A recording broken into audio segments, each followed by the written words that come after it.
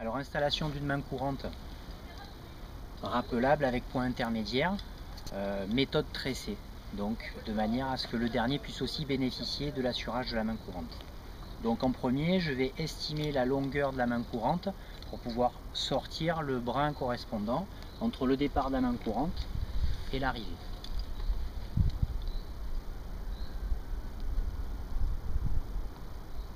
Je viens passer la corde dans les amarrages de départ. Donc j'anticipe toujours pour le rappel de corde, donc je fais passer la corde dans ce sens-là. Et là, je vais estimer environ 6 mètres de corde. Je vais faire sortir 6 mètres de corde du sac, que je vais poser là dans un premier temps. Et ensuite, il va falloir que je relie les deux points de l'amarrage. Donc je vais me servir pour ça d'un nœud fusion qui va me permettre de fixer ce brin, le brin sortant du sac, et de me déplacer grâce à ce brin là. Alors un petit nœud fusion pour répartir la charge.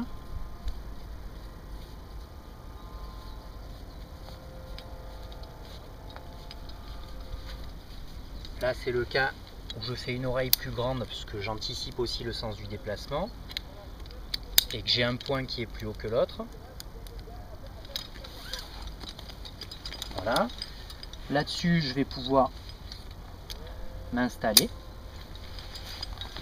Je récupère la corde que j'ai posée au départ et je vais commencer à me déplacer vers le point intermédiaire. Au niveau du point intermédiaire, il y a plusieurs solutions. Soit il est accessible facilement et déjà je peux clipper le brin de corde en mettant un mousqueton. Là, c'est pas le cas. Donc je vais peut-être avoir besoin de mes deux mains. Donc dans ces cas-là, si j'estime avoir besoin de mes deux mains, j'hésite pas à faire une clé d'arrêt. Le brin qui est là, soit je suis dans une configuration où je peux le poser au sol, il n'y a pas de souci. Soit je peux très bien aussi le garder sur moi et le clipper dans un petit mousqueton. Ça me permettra de me déplacer sans m'en occuper pour libérer mes mains. Voilà, le point intermédiaire est là. Sur la méthode tressée, il va falloir que je fasse passer le brin libre dedans. Alors en fonction de l'amarrage, là on voit que le mousqueton est plaqué contre le rocher. Donc je vais peut-être plutôt avoir intérêt à placer un deuxième mousqueton de manière à ce que je puisse venir y fixer ma corde. J'aurais pu aussi très bien me vacher et à partir de là je vais prendre le brin libre et je vais le tresser dans l'amarrage du haut.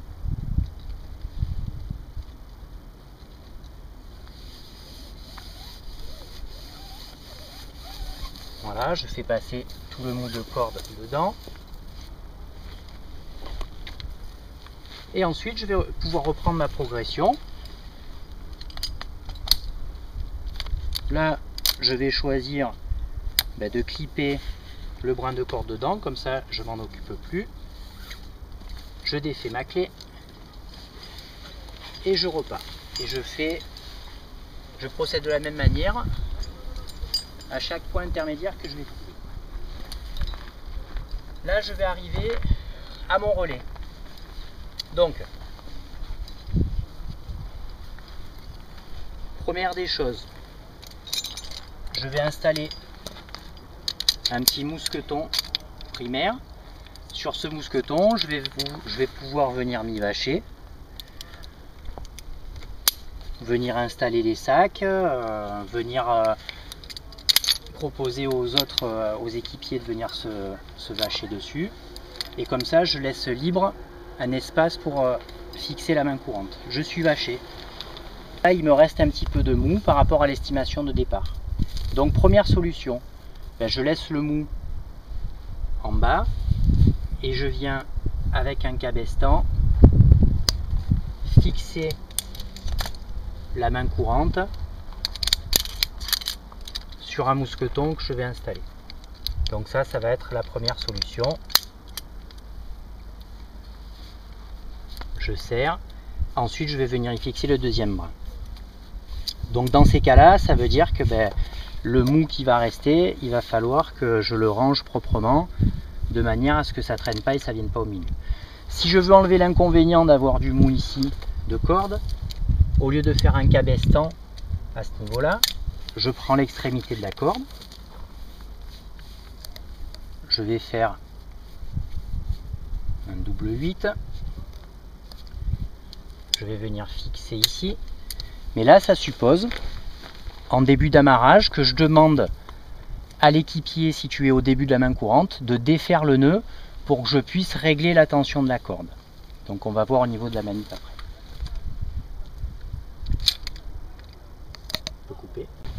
Je demande à l'équipier situé au début, en tête de main courante, enfin, au relais de départ de main courante, de défaire le nœud.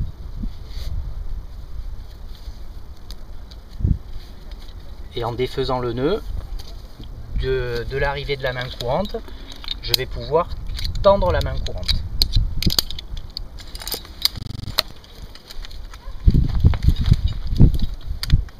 Après, je vais régler la tension en fonction de la configuration de la main courante, soit laisser un petit peu de mou, soit beaucoup plus tendre. Et là, sur le même mousqueton, je vais pouvoir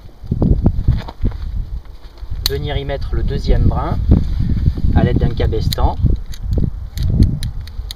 Je ferme bien ma tyrole.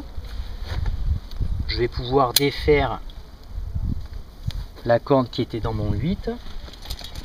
Et là, je vais préparer proprement le relais pour y installer la corde de descente. Donc là, sur le mousqueton primaire, je peux venir y mettre le sac. Je vais ranger la corde traîne en plus. Et ma main courante est fixée. Alors une fois le dernier équipier arrivé, et une fois qu'il a récupéré tout le matériel, je vais enlever la main courante. Je commence à défaire le premier nœud. J'ai fait le nœud de la tête de main courante. Et là, je vais pouvoir rappeler la corde.